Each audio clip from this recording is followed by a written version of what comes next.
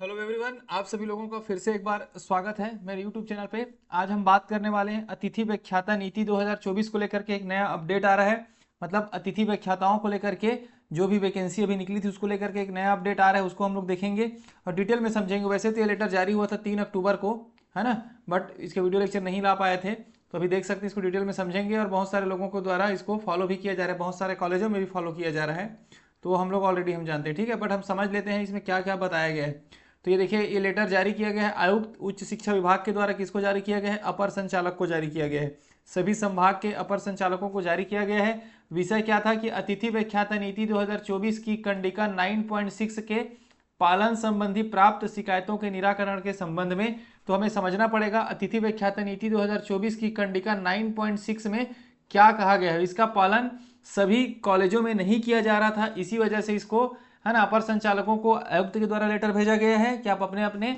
जो संभाग में जितने भी कॉलेजेस हैं उसमें आप इसको पालन करवाइए। अतिथि व्याख्याता नीति 2024 की कंडिका 9.6 को पालन करवाना है। तो इसी को हम लोग समझेंगे पूरा डिटेल में, ठीक है। किसका है? अतिथि व्याख्याता नीति से संबंधित है, देख सकते हैं यहाँ पे लिखा भी है। उपयुक्त विषयांतर्गत संदर्भित नीति 2024 की कंडिका 9 पॉइंट का पालन आपके संभाग के अनेक महाविद्यालयों के प्राचार्यों द्वारा नहीं किए जाने की शिकायत प्राप्त हुई है, ठीक है।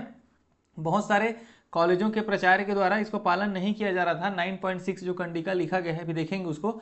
तो अतएव निर्देशित किया जाता है कि अतिथि व्याख्याता नीति 2024 की कंडिका 9.6 एवं न्यायालयीन आदेश दिनांक 3/9/2024 को, देखिए 3/9/2024 को न्यायालय के द्वारा भी आदेश जारी कर दिए गए, कड़ाई से पालन किया जाना सुनिश्चित करें। नीति में स्पष्टता परिभाषित है कि 23-24 सत्र तक कार्यरत मात्र स्नातकोत्तर उपाधिधारी अतिथि व्याख्याता अतिथि शिक्षण सहायक कहलाएंगे। तो किनके लिए ये? जो ओनली जिनके पास पीजी बस था और उस आधार पे वो, है ना, पढ़ा रहे थे, तो वो क्या कहलाएंगे? अब अतिथि शिक्षण सहायक कहलाएंगे। इसको हम लोगों ने ऑलरेडी एक्सप्लेन किया हुआ है, तो उन्हीं के लिए है, ठीक है। तब इसको देखेंगे पूरी डिटेल में। राज्य के समस्त शासकीय महाविद्यालयों के प्राचार्य अतिथि व्याख्याता नीति 2024 की कंडिका इतने के संबंध में महाविद्यालय द्वारा की गई कार्यवाही से तत्काल अवगत कराते हुए संलग्न प्रारूप में जानकारी तैयार कर 5/9/2024 तक एक्सेल शीट में उपलब्ध कराना भी सुनिश्चित करेंगे। मतलब अब ऐसा है कि अतिथि व्याख्याता नीति की जो कंडिका 9.6 है उसको प्रॉपरली आपको पालन करना है। सभी कॉलेजों के प्राचार्यों को भी निर्देशित कर दिया गया है, साथ ही साथ अपर संचालक को भी कर दिया गया है। तो हमारे लिए इंपॉर्टेंट ये हो जाता है कि अतिथि व्याख्याता नीति जो था उसकी कंडिका में क्या बोला गया है ना।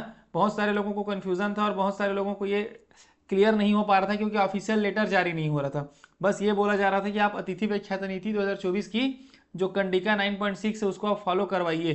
तो बहुत सारे कॉलेज में कंफ्यूजन था, लेकिन अब वो क्लियर हो चुका है पूरा, तो उसी को हम लोग देखेंगे। और बहुत सारे कॉलेजों के द्वारा, कॉलेज के प्रिंसिपलों के द्वारा, प्राचार्यों के द्वारा इसको फॉलो भी किया गया है और माना भी गया है ना। तो देख लेते हैं क्या था कंडिका 9.6 में। देखिए यहाँ पर है, ये है 9.6, ये हमारे लिए इंपॉर्टेंट हो जाता है। और इसी के आधार पे बहुत सारे कॉलेजों में अभी जो अतिथि व्याख्याता जो अतिथि शिक्षण सहायक ज्वाइन किए हुए थे उनको बाहर भी कर दिया गया है, मतलब उनको रिलीव कर दिया गया है। देखिए क्या था इसमें, तो जिन संस्थानों में, यहाँ पे क्लियरली दिख रहा है ना, तो जिन संस्थानों में अतिथि शिक्षण सहायक, ग्रंथपाल सहायक, ग्रंथालय सहायक, क्रीड़ा सहायक की सेवाएं ली जाती है, मतलब ऐसे कॉलेज, है ना, जिस भी कॉलेज में पिछले शिक्षा सत्र में ओनली पीजी किए हुए व्याख्याता लोग पढ़ा रहे थे, है ना, ओनली जिनके पास ओनली स्नातकोत्तर की डिग्री थी, अगर वो कॉलेज में पिछले सत्र में, ये सत्र की बात मैं नहीं कर रहा हूँ, पिछले सत्र में अगर वो अध्यापन का कार्य करा रहे थे तो उनके खिलाफ क्या निकला था? वैकेंसी निकला था, है ना, उनके खिलाफ वैकेंसी निकला था। क्योंकि ऑलरेडी हमें पता है जिनके पास नेट था, सेट था, पीएचडी था या फिर एमफिल था, उनके अगेंस्ट में वैकेंसी नहीं निकला था। ये वैकेंसी किसके अगेंस्ट में निकला था? जो ओनली पीजी डिग्री के आधार पर कॉलेजों में अध्यापन का कार्य करा रहे थे। तो इसमें यही बोला गया है कि आप जिनके खिलाफ जो वैकेंसी निकला था ओनली पीजी वालों के खिलाफ, अगर कोई इनसे ऊपर कोई एमफिल वाला या नेट सेट या पीएचडी वाला अगर कैंडिडेट हमें नहीं मिलता है तो हमें इनको ही लेना है, जो पहले यहाँ पर ओनली पीजी के आधार पर यहाँ पर क्लासेस ले रहे थे। उनके जगह हम पीजी वाले को नहीं ले सकते, हमें लेना किनको है? उन्हीं को लेना है, उनसे ऊपर डिग्री वालों को लेना है। तो बहुत सारे कॉलेजों में क्या किया गया था कि मेरिट सूची के आधार पर ज्वाइनिंग करा दिया गया था ना, नेट सेट पीएचडी नहीं भी मिले लेकिन ओनली पीजी वाले भी मेरिट सूची के आधार पर, चाहे एक्सपीरियंस के आधार पर, परसेंटेज के आधार पर उनको ज्वाइनिंग करा दिया गया था। बट बाद में इसी को क्लियर किया गया कि आप ओनली पीजी को किसी पीजी वाले रिप्लेस नहीं कर सकते। मतलब कोई पीजी वाला है वो रिप्लेस नहीं कर सकता जो पिछले सत्र में पढ़ा रहा है, जिनके पास ओनली पीजी की डिग्री है। क्लियर हो गया? मतलब ये है कि किसी भी पीजी कॉलेज में या किसी भी पीजी जो पोस्ट ग्रेजुएट है ना, वो अगर अध्यापन कार्य करा रहा था तो उसको रिप्लेस करने के लिए उससे हायर एजुकेशन वाला चाहिए। ठीक है, जैसे लिखा भी देखिए, उन संस्थानों में प्रत्येक नवीन शिक्षा सत्र में विज्ञापन जारी किया जाएगा।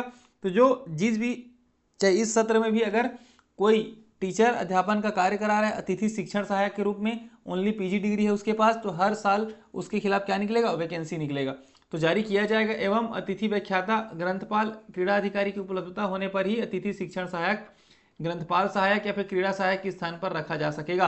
तो जैसे कि हम लोग ऑलरेडी हम जानते हैं कि ओनली जिनके पास पीजी है, जिनके पास मास्टर की डिग्री है, वो अतिथि शिक्षण सहायक कहला रहा है ना, अतिथि शिक्षण सहायक कहला रहा है। तो सहायक जितने भी जो अतिथि शिक्षण सहायक है, ग्रंथपाल सहायक, इनके खिलाफ हर नवीन शिक्षा सत्र में वैकेंसी निकलेगी। अगर उनको अगर रिप्लेस करना है, मतलब उनके जगह किनको आप ज्वाइनिंग करा सकते हैं? जो अतिथि व्याख्याता बनने की काबिलियत हो, मतलब एमफिल डिग्री हो उनके पास, या फिर नेट सेट हो, या फिर पीएचडी की डिग्री हो। अगर नहीं मिलने की स्थिति में हमें उनको ही मौका देना है, उनको ही फिर से एक बार ज्वाइन करवाना है। तो अन्यथा पूर्व में ही कार्यरत अतिथि शिक्षण सहायक, ग्रंथपाल सहायक, क्रीड़ा सहायक की सेवाएं यथावत ली जाएगी।